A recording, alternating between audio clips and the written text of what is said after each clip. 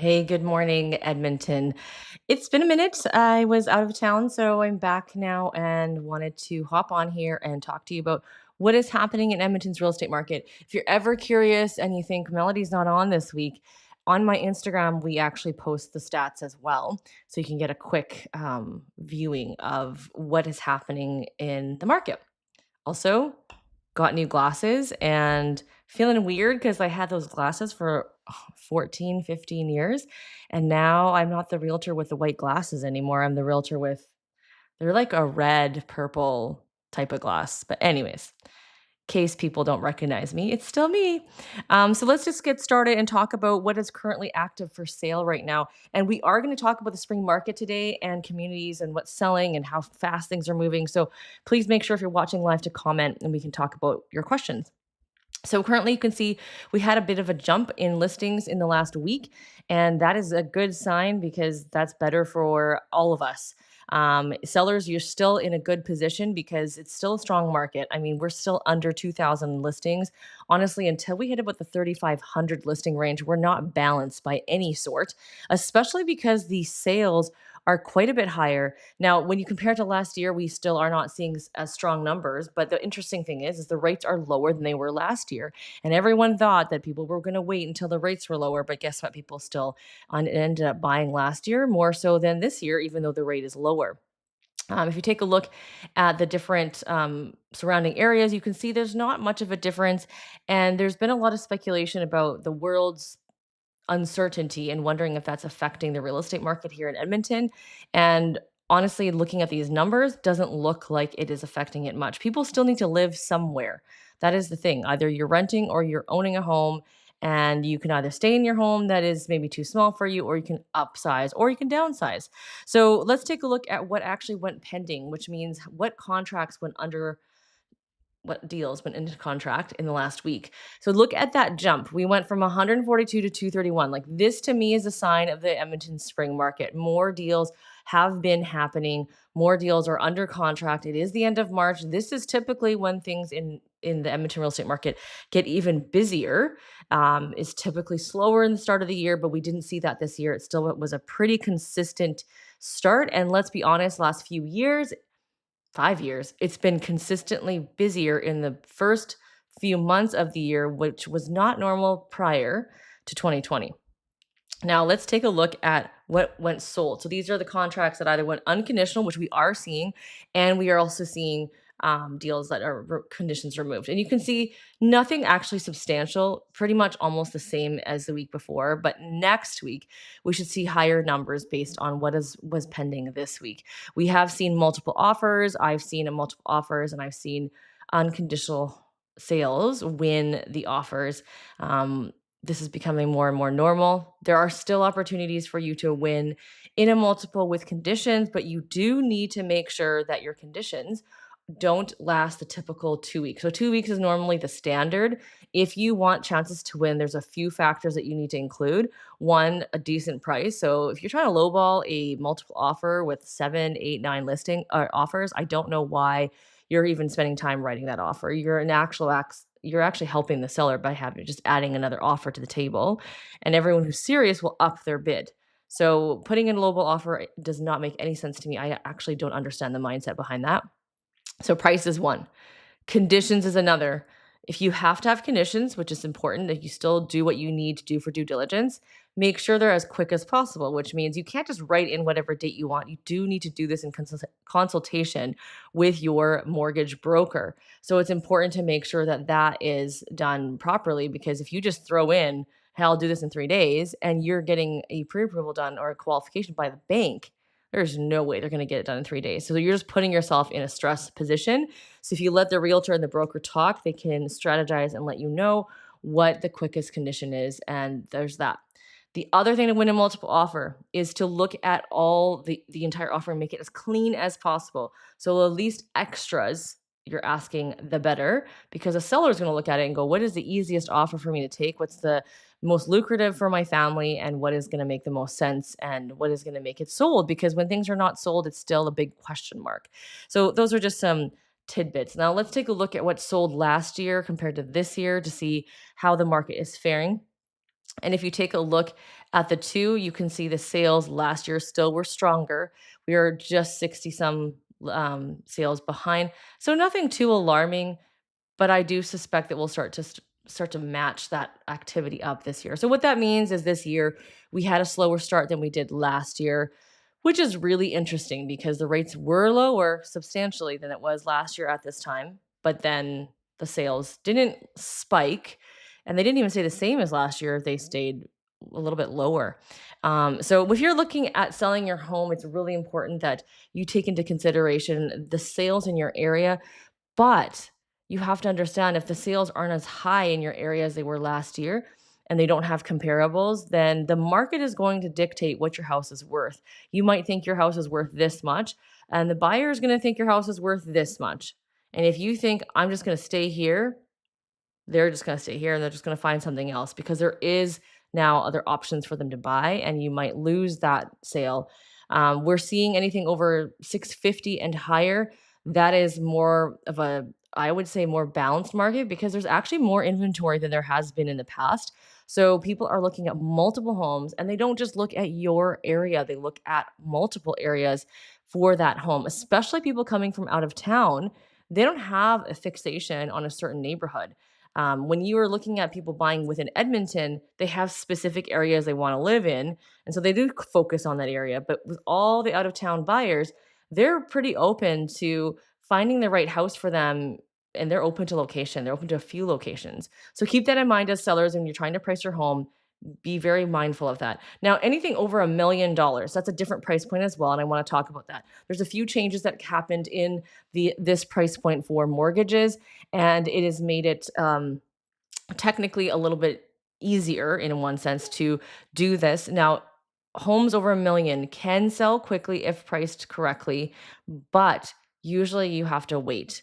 Now, we had a house sell within the weekend, but it was listed a few years before with other realtors and it took some time. So there is time that needs, but there's important marketing that has to get done, and not enough marketing can sell a house that needs time. If you think about people spending over 1.5 million, 2 million, they're very specific with what they want, rightfully so, and it's going to take them some time to make a decision that's quite a large financial decision. So there's that you have to take into consideration. Doesn't mean that you can't have multiple offers. That is very possible as well too. It all depends because some of these homes over two are like really specific, and some of them are like the ones that we have is very open to like every kind of family. Versus some of the homes I've seen have like urinals in them and like basketball nets and no grass. So it just all depends on what kind of home you are looking for. And if you're a seller, it depends on what kind of house you're selling. Things do take some time to move and there needs to be patience. It's hard because, like, I'm not very patient. I want a house to sell right away. But the higher price point, that is the case. Now, let's talk about the price points where you don't need patience, but you might need patience in terms of moving out of your house. If you're selling a home under 500,000, guaranteed, as long as it's not overpriced, it is going to move quickly. Now, between 5 to 600,000, we're starting to see those move even quicker than normal too. That's the second most highest price point demand. 4 to 5 is the highest price point demand, and then 5 to 6 would be the next. 3 to 4 also, but 3 to 4 depends now because a lot of those have become so much higher with condo fees, and we're looking at focusing on the single family homes without condo fees.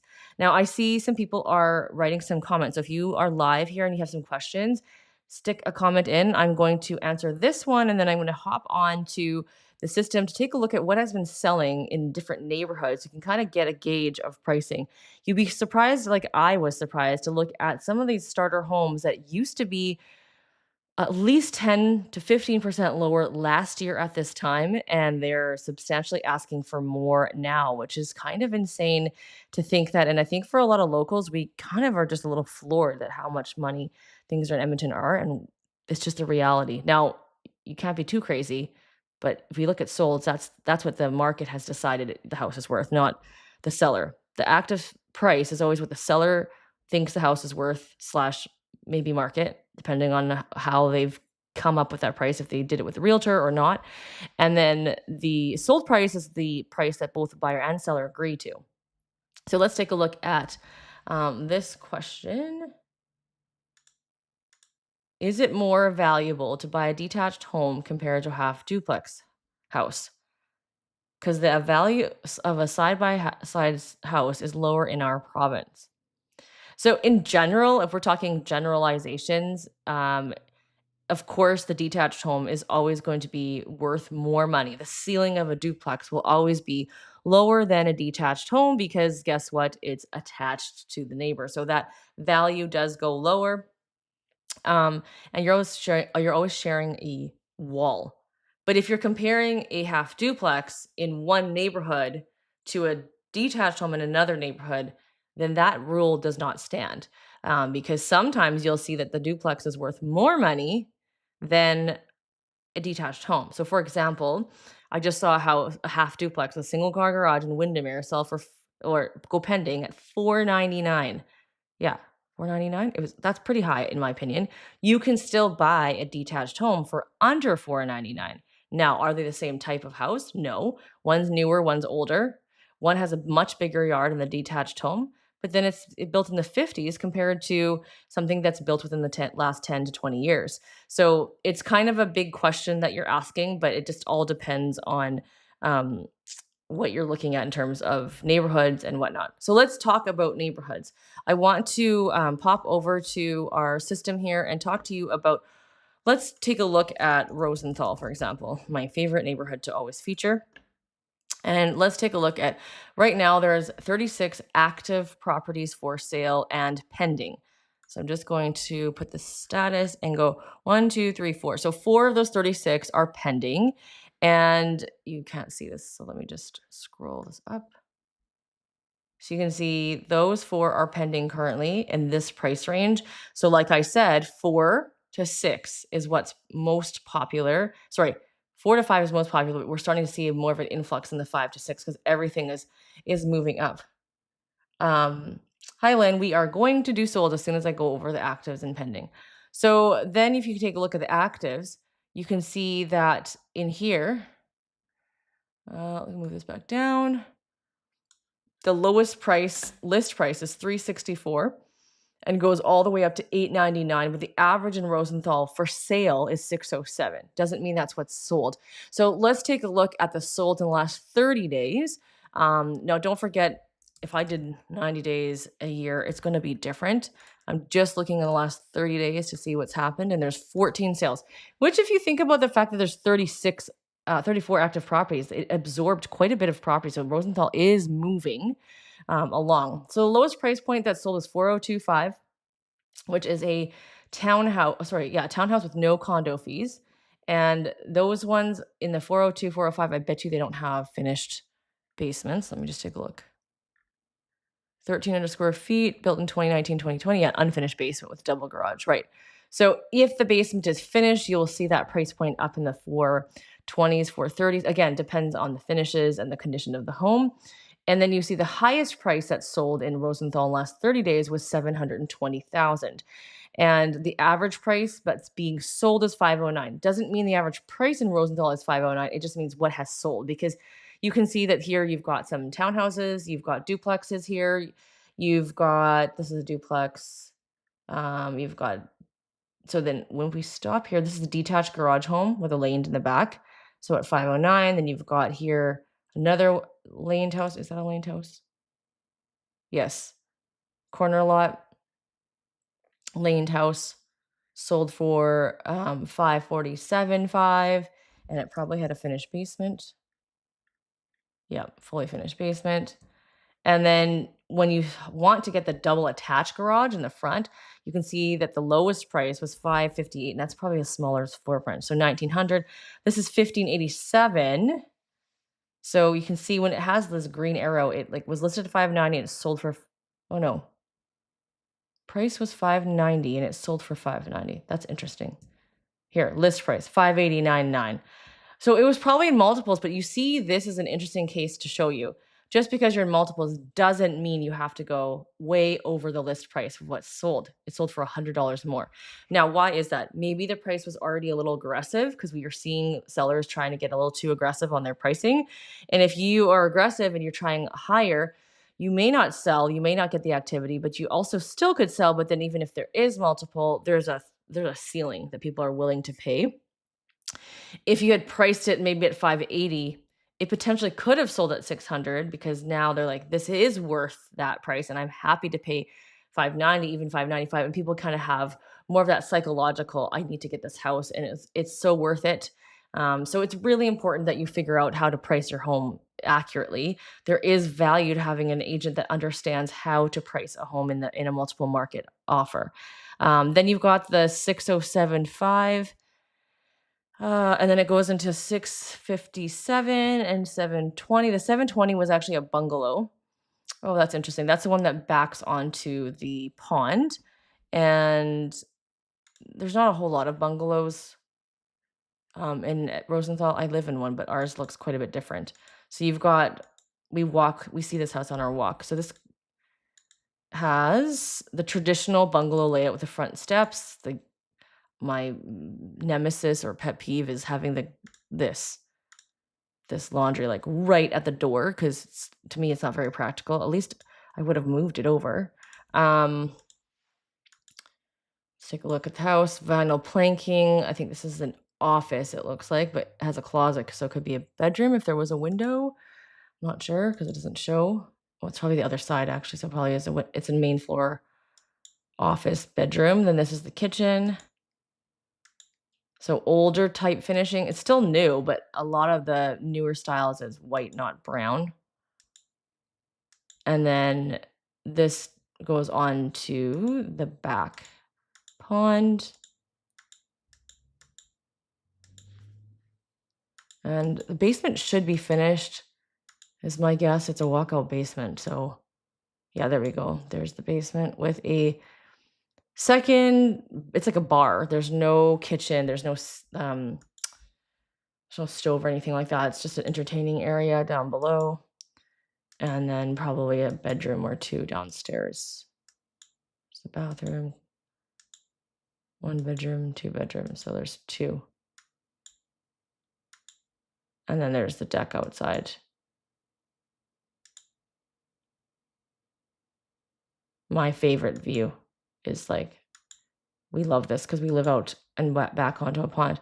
Now that's the bungalow, but the traditional layout I'll show you that sold for $657. So the highest sold price in Rosenthal so far this last 30 days is $657 for a 2-story.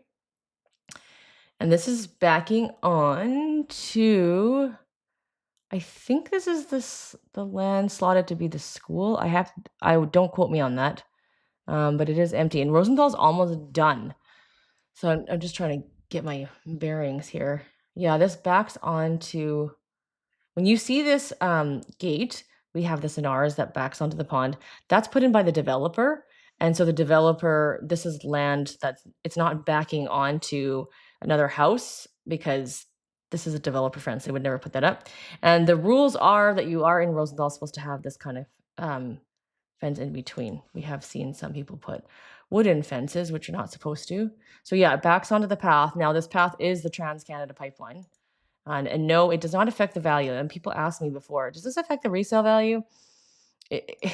That we had that one time where we had the big wall up because they had to do some work on it. But other than that, it doesn't usually have issues there. Now this house has that open to above feature, which a lot of people like. And these floors are not the most friendly for little kids. And the high gloss is a certain style. So not everyone loves high gloss kitchens.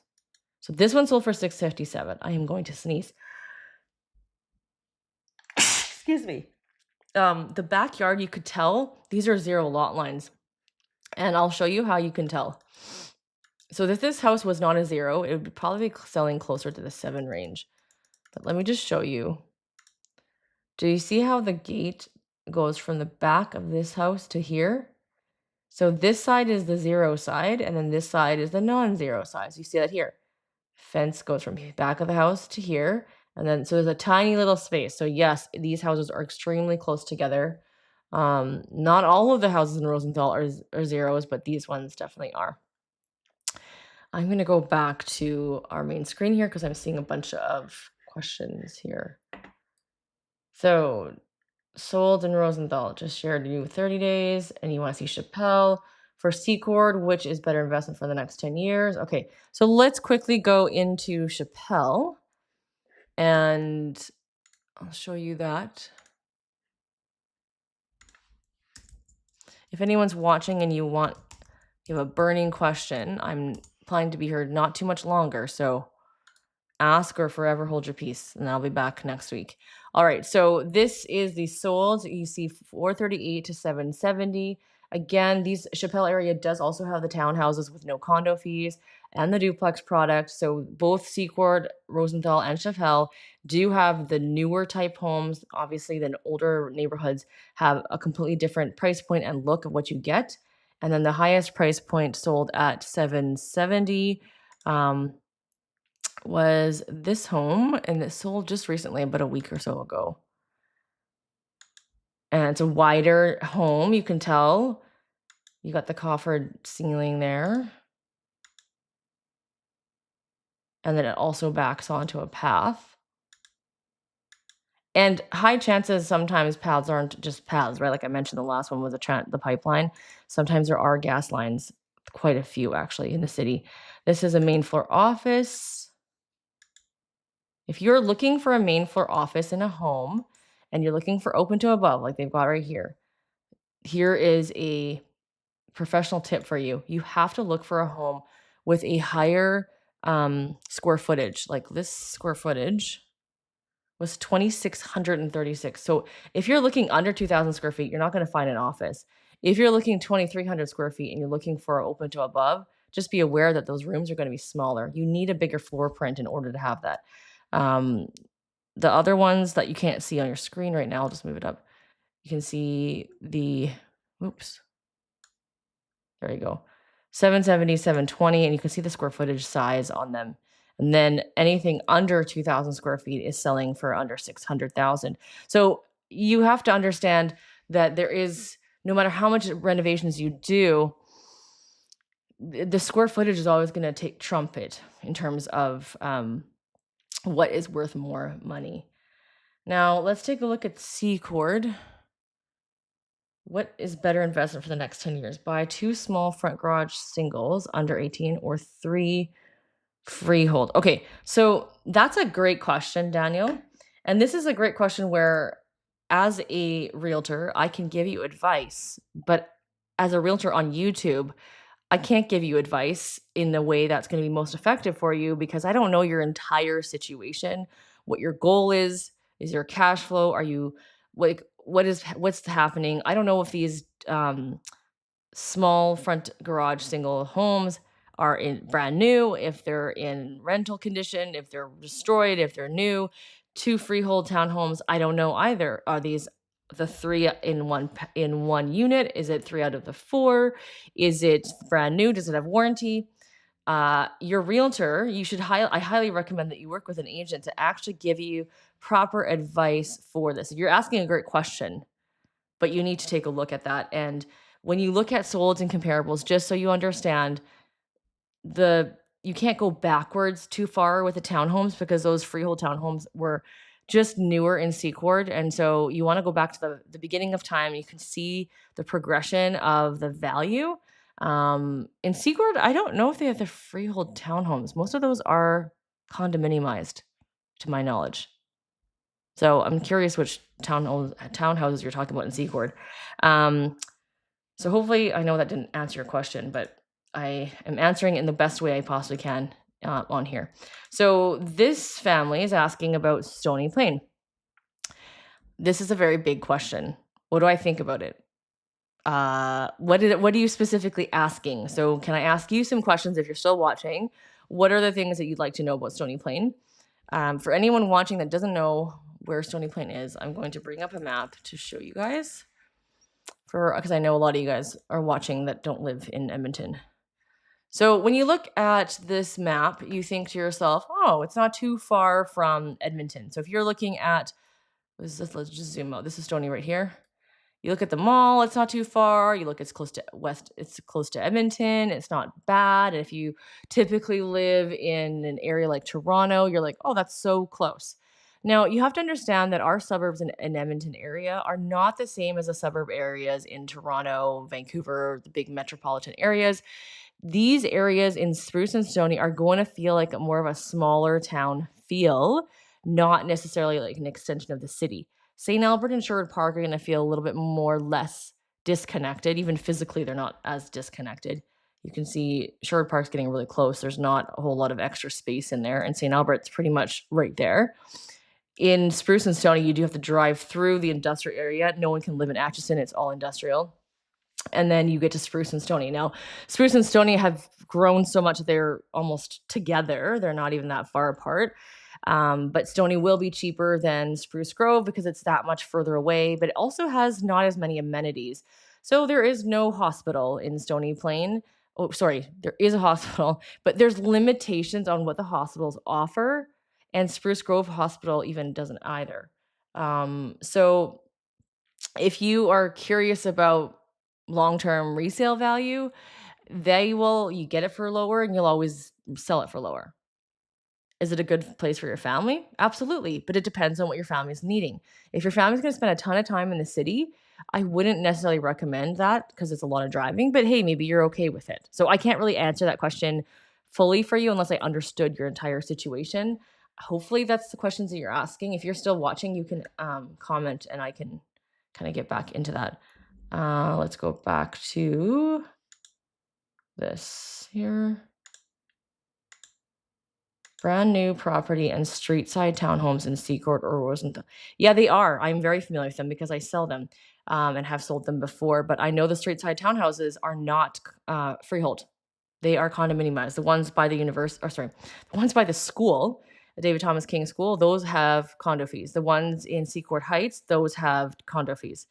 So, I don't know where those ones are. I'm gonna check with my, guy. But anyways, if you're comparing brand new to brand new, depends on what your long-term goal is, what your thing is. Now, as a rule of thumb, usually people want more doors. So if you want more doors, you could technically get 3 doors with the townhouses, potentially 4 with your detached garage homes if they have a legal basement suite. So it just depends on what you're willing to hold, and if you can get more doors, then that's typically what people have. Now, if this is I'm assuming this is not your first investment property because you wouldn't be looking at buying so many at once. If it was your first, I would never recommend purchasing so many because you're not gonna know if even being a landlord is for you. And in Edmonton, the landlord situation is gonna be different. And take a look at rentfaster.ca and Facebook Marketplace if you're curious about market rental rates. Here in Edmonton, the realtors do not do as much with the rental market, not as much as the big cities that are in Toronto and Vancouver. So, in today's episode, we talked about spring market. Is it coming? So, I want to answer that question because I talked about that in the description. Is spring market coming? Is it here? When you look at the stats of how much is being sold, absolutely it is here. It has actually already been here a little earlier than our actual spring. And you know our spring isn't even technically here for weather-wise. And you have to also notice, I don't know if you've noticed this here in Edmonton, it's still bright out at 7:30. Well, it's starting to get darker by 8. So we've extended now the window. Like I don't like to show homes when it's dark because you can't see the house fully, but the window of being able to look at homes in the evening has now extended. And that is a big sign of things to come because more and more people are going to be purchasing and looking for homes. We started to see more activity even on our higher end listings over the weekend. The warmer weather is helping. Now, if you haven't been lived in Edmonton for a while, we have multiple springs that come. So we've had our first spring, then we had our next winter, and we're in our second spring, and we're about to enter in a little bit of a cold dip. Not as cold as the -20, but we're going into a cold dip. We're not cold, totally in spring. So I have a feeling when we get into our next third spring, we might be able to be in our spring, but that is going to affect the real estate market. So if you're looking to sell a home over 650, that will be helpful to you. Under 650, it's not going to matter if it's -40 or not because those price points are selling extremely in high demand. So hopefully that helped you. And next week we'll talk more. Comment if you've watched this video after the fact, just comment what you're looking for, and we'll talk next week. Bye, guys. Have a good spring break.